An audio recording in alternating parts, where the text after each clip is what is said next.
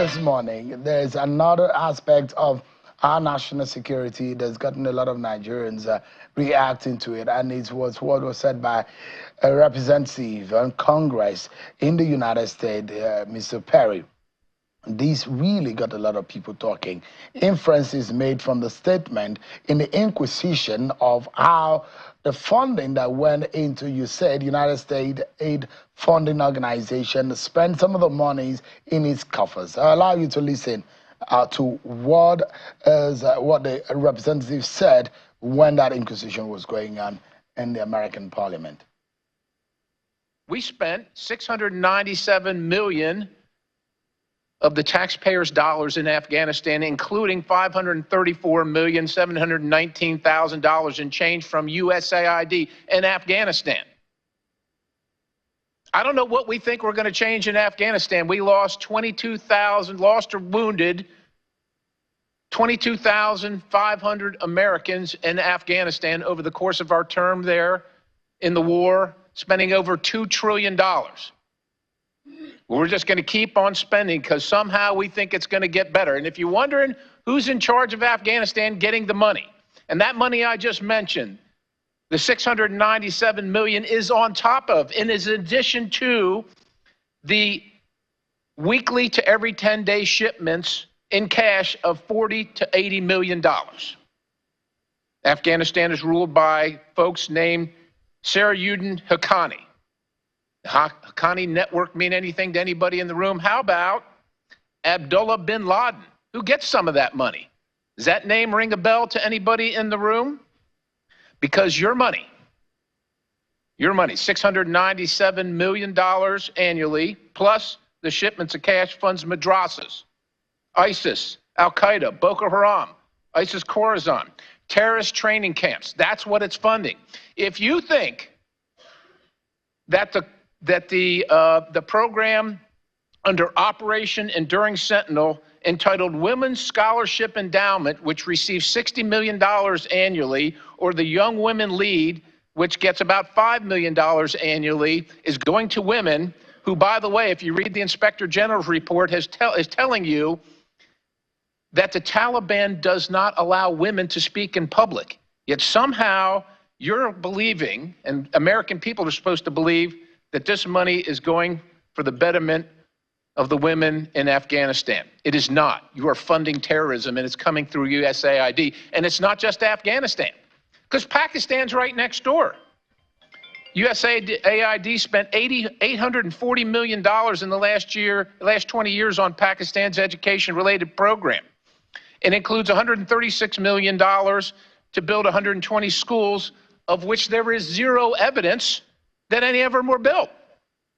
Why would there be any evidence? The Inspector General can't get in to see them. But you know what? We doubled down and spent $20 million from USAID to create educational television programs for children unable to attend the physical school. Yeah, they can't attend it because it doesn't exist. You paid for it. Somebody else got the money. You are paying for terrorism. This has got to end. Thus, you as Congressman Scott Perry, who's making heavy allegations in the inquisition into how USAID is spent the monies in their purview over the last few years. I'm being joined tonight by a security expert, One Channels Television's security consultant, Dr. Kabiru Adamu joins us. He's also the executive director of Beacon Consulting. Thank you so much indeed, Dr. Adamu, for joining us tonight. My pleasure. Let's begin perhaps from those comments made by the CDS and the NSA. And perhaps a lot of people will believe that this country has been disrespected for far too long.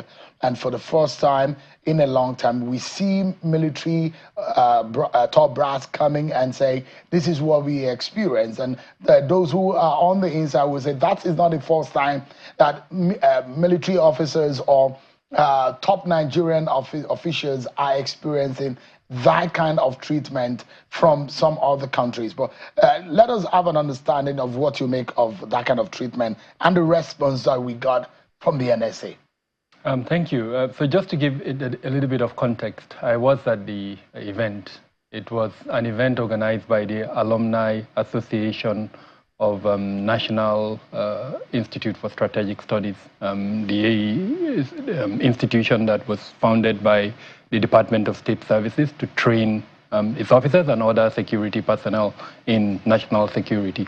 So the Alumni Association organized its first maiden lecture with the title Mobilizing Stakeholders for Addressing National Security, and they invited different security heads. Of course, the National Security Advisor was there, the Chief of Defense Staff was there, and several other heads of different security MDAs.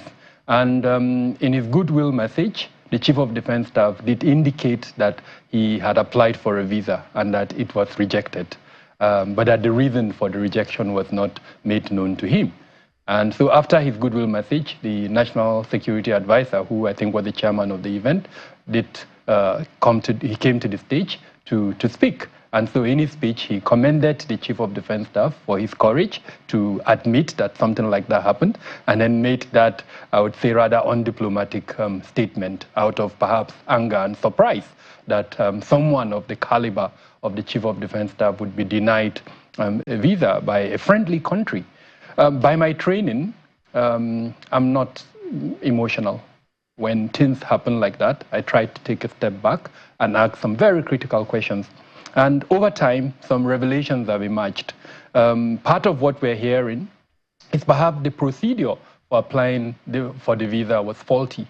Normally, in relations between governments, there is a note verbal, which the Ministry of Foreign Affairs would usually write on behalf of a subsisting MDA when they are approaching an embassy. So what we're hearing is that in this regard, that note verbal was not accompanied. Now, that may have been the reason for the denial. Now, whether it was a denial outright or a rejection, as it were, pending the submission of those documents, only a full-fledged investigation would show. So that's what I mean by not being emotional. I would have expected that the Defense Headquarters would write to the Ministry of Foreign Affairs, who in turn would either invite or write to the Canadian High Commission to ask specific questions. Someone of the caliber of the Chief of Defense Staff is visiting your country for an official function. Why was his visa rejected or denied? And they would have explained, officially to the Nigerian government. So I'm not sure all of that was done. Rather, what we saw, and since then we've not received any statement either from the Ministry of Foreign Affairs or from the Canadian High Commission to indicate what happened. So also, as a journalist, I try to toe that professional line of not getting emotional in matters like this, especially when you do not know the full picture of things. However, I mean, there has been a lot of disrespect to the peoples of this country, and also to this country. And there are those of us who believe that we need a very strong leader to send a message. Nigerians sometimes don't need to go anywhere. We could be fine just being in our homes and try to fix our country. And the kind of disrespect from a nation like Canada should not be taken.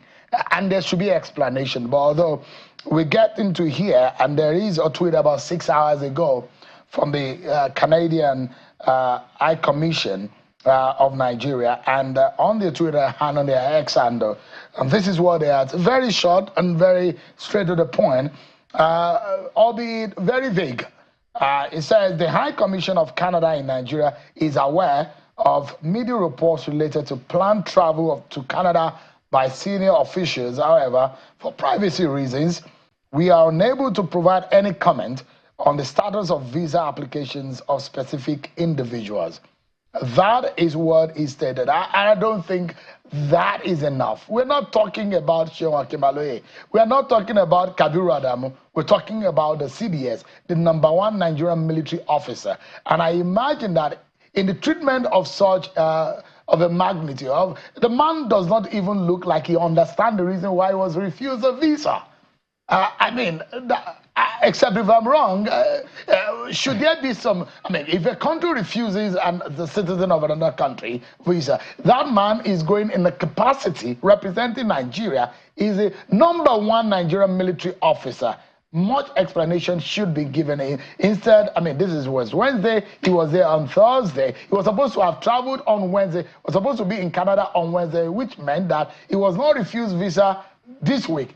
It was probably refused visa last week. So it meant that up until when he spoke out, there hasn't been any communication. So I can hazard, a guess and some explanation. The consular sections are usually autonomous to a larger extent within Western embassies.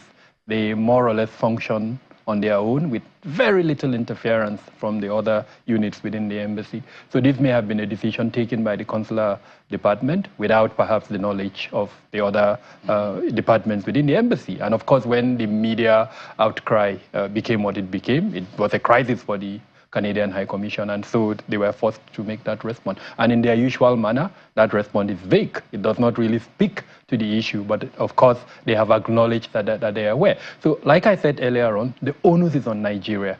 The defense headquarters should write to the Ministry of Foreign Affairs, inform them officially that this is what happened, and then the Ministry of Foreign Affairs would formally write to the Canadian High Commission requesting for an explanation. Now, the Canadian Embassy can come back to say a visa is not, it's a privilege. Yeah. If they decide not to give, they are not obliged. Yeah. But then it has a consequence on our relationship with them.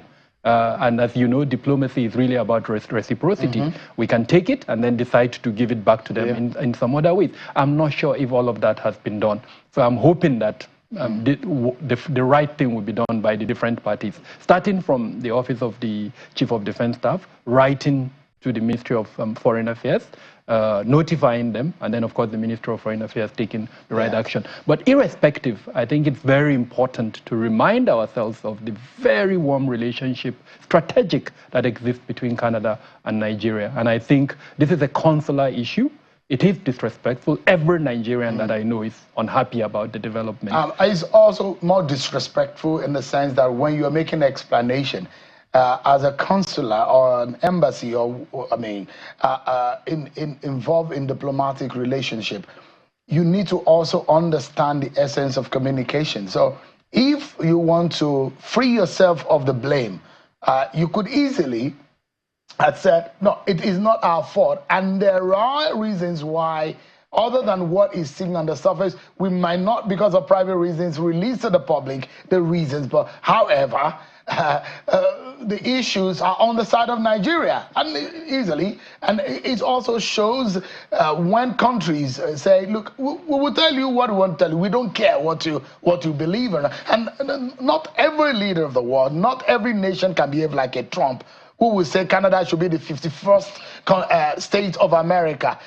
No country should be, no person whatsoever in the world should be derogatorily treated. Not at all. And I do believe that until Nigerians also see themselves as somewhat a big boy on the continent, and we cannot be pushed around by any country whatsoever in the world, when we realize just how blessed we are by God. Not a Canada should also treat us in that manner. Canada, and I think this is the essence of the statement by the National Security Advisor, Malan Nuhu Ribadu, when he reminded us that we need to fix our country. Absolutely. It takes me back to a statement by the president in Kaduna last year, when he, in a very clear manner, reminded us of the need to harness our national powers.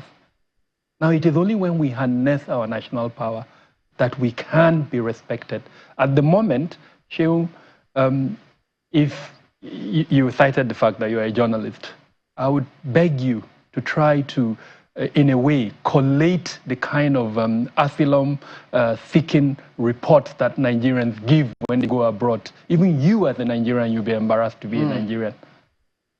They say ridiculous things in an attempt to seek asylum, political asylum, name them, different types of asylum across the world. And then the other side of it is that embassies collect information locally. Now, this is the information that shapes their policy towards a particular country. So when you collate all of these asylum reports that Nigerians go to give, and then you collate the reports, the briefs that ambassadors in Nigeria write, it will be very difficult at the moment for us to be respected. So the onus is on us, actually. Let's harness those powers and project ourselves in a narrative that is positive. And so I strongly align with that statement by the National Security Advisor. The onus is on us. I felt he was a little bit emotional and maybe rather undiplomatic in saying they should go to hell. But the essence of the message, the communication there is that we need to fix ourselves. And I agree totally with that. Yeah, and so sometimes we need to also blame ourselves and also call some of our leaders out to say, you caused this on us. Exactly. We blame some of our leaders in the past.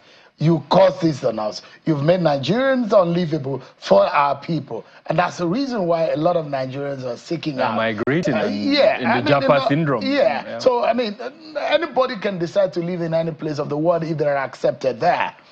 But, you know, migration has been with us from history. Absolutely. There's nothing wrong with migration as long as it's done legally. And I mean, again, I want to emphasize that there is a very warm and friendly relationship between Nigeria and Canada.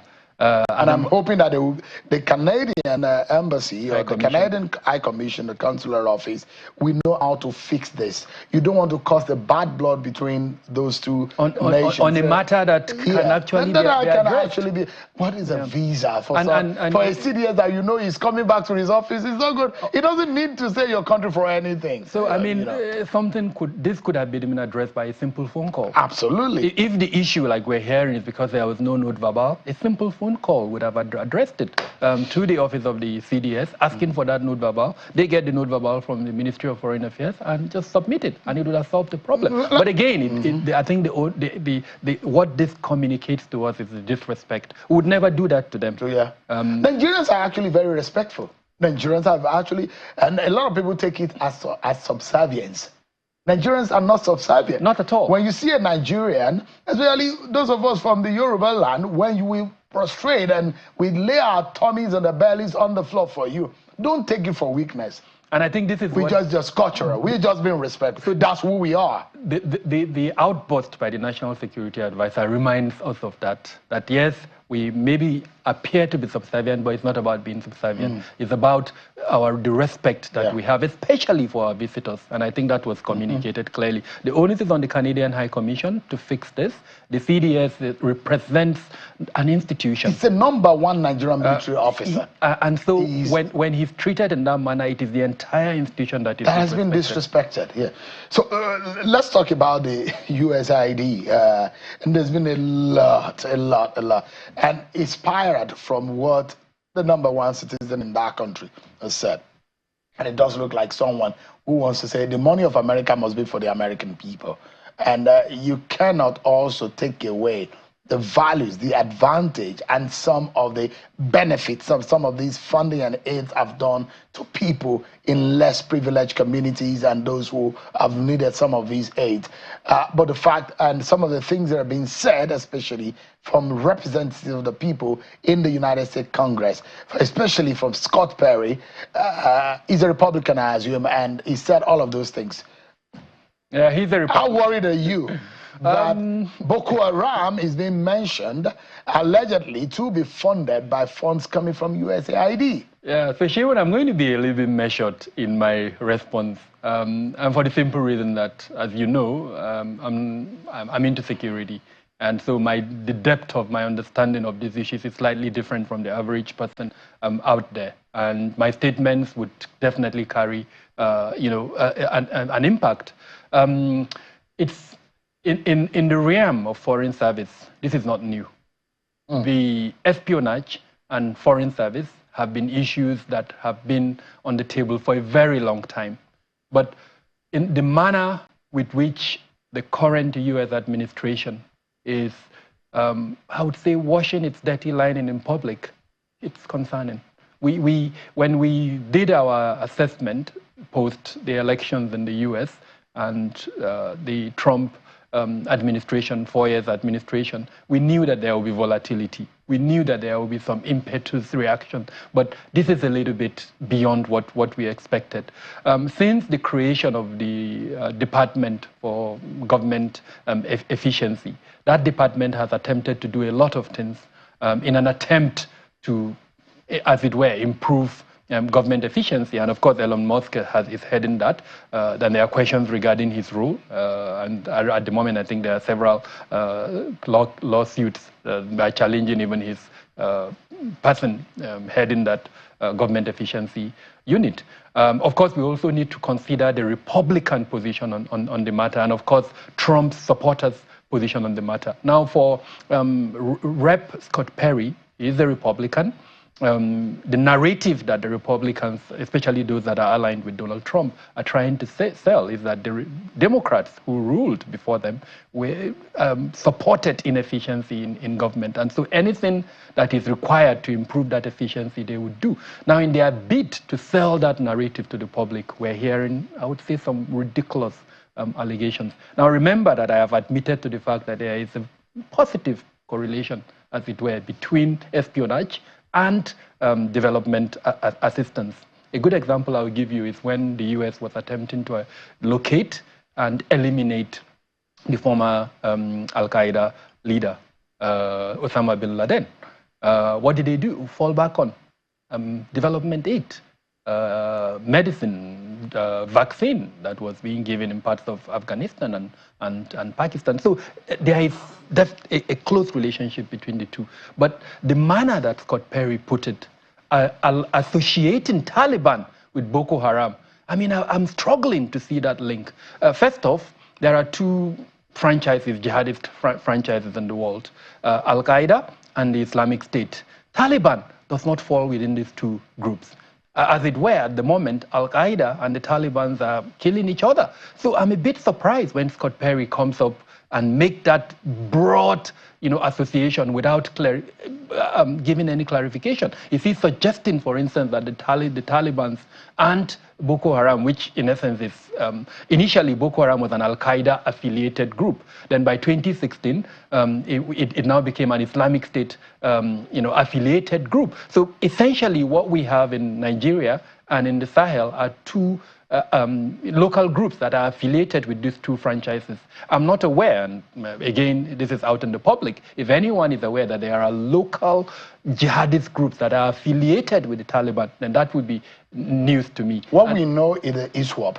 It's ISWAP, which is affiliated to the Islamic State. It's ISIS. And there is as of today, there are rivals in Afghanistan. Now, that congressman has said about $697 million annually are falling into jihadist training ground, terrorist training camps in different parts of the world, Pakistan, Afghanistan, and he mentioned Boko Haram training camps.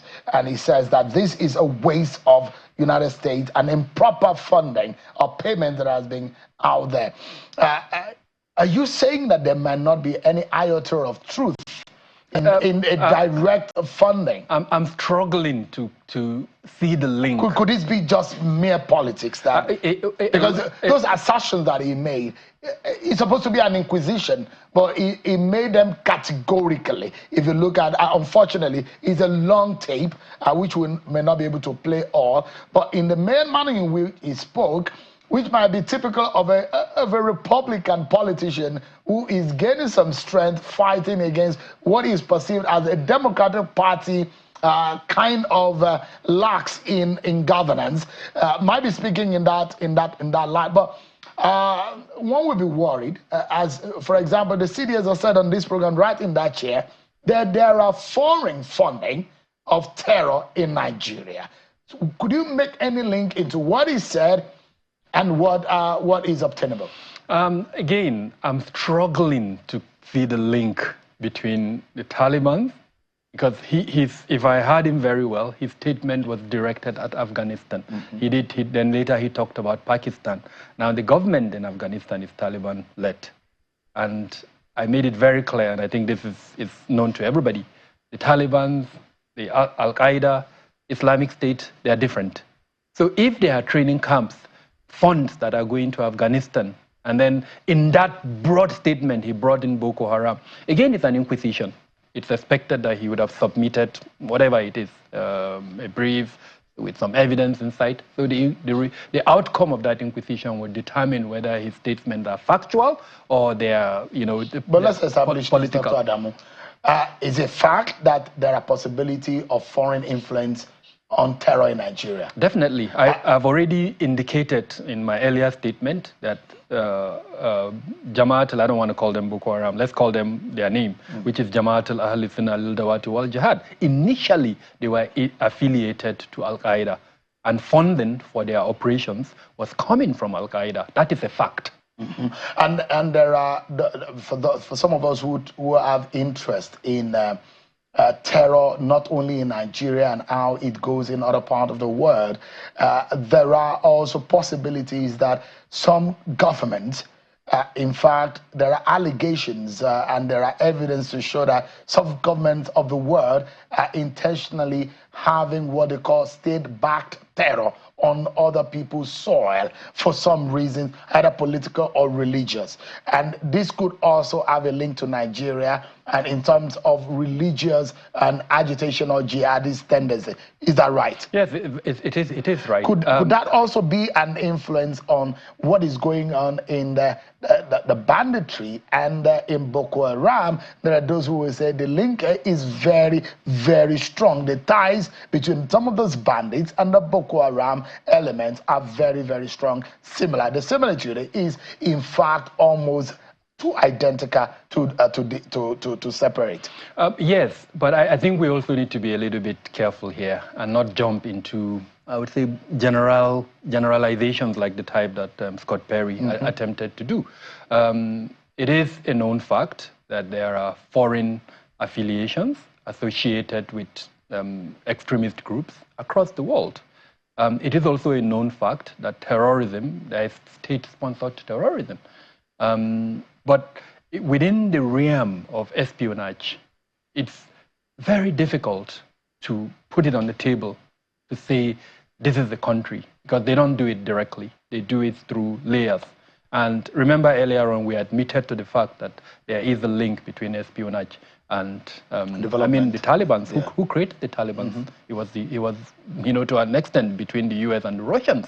And the monster became what it became at the moment. So the point I'm trying to make is, in Nigeria, it's possible. But the onus should be on us as a people, not just to identify, but to limit the ability with which this is happening. So, on a final note, and quickly to Dr. Adamu, if you were the CDS, if you are the NSA, some of this information, how worried would you be and what would you be doing immediately? Just 30 seconds so that we can... So immediately the disruption of USAID happened. I sat down in Beacon Security and Intelligence Limited and did a very lengthy analysis. What would be the outcome of the disruption of USAID? USAID has enormous assets, both in the security realm, health, name them. Now, what will be the outcome of that asset? We're going to have loose cannons on our hands, Shehu. Loose cannons. And that's a major problem. It's going to be a huge problem. Because think about it, a significant number of assets are going to be on the loose. The jobs have been lost, and they're not going to go back to the US. They are going to remain somewhere either in Nigeria or around us. So if you ask me what especially the National Security Advisor, what he should be doing, get some young hotheads, eggheads, put them in a room, tell them to come up, and they can even use AI, simulations of what the likely consequence and outcome, and I'm happy to share what I've developed with him. But what is important is to strengthen our intelligence capabilities. We have 3 instruments: the National Counterterrorism Strategy, the Policy Framework on Countering Violent Extremism, and then the Terrorism Prohibition and Prevention Act. We need to implement that. The President should ask for an evaluation on the level of implementation of those documents. Most of them are old. They started in 2016, and they are due for review. So much has changed in the world. That review should include even people like journalists should be as part of that validation process for these true documents. The time for us to be in the manner that we're handling public security and more intelligent. Yes, our approach should be more forward-looking. Thank you so much. One that uses technology and that is able to look forward in a manner that is preventative and also strategic. Dr. Kabiru Adamu is a security expert and China's television security consultant. and of course, the Executive Director of Beacon Consulting Security Limited. Thank you so much indeed. My pleasure. Thank you. I appreciate it. My pleasure. Always.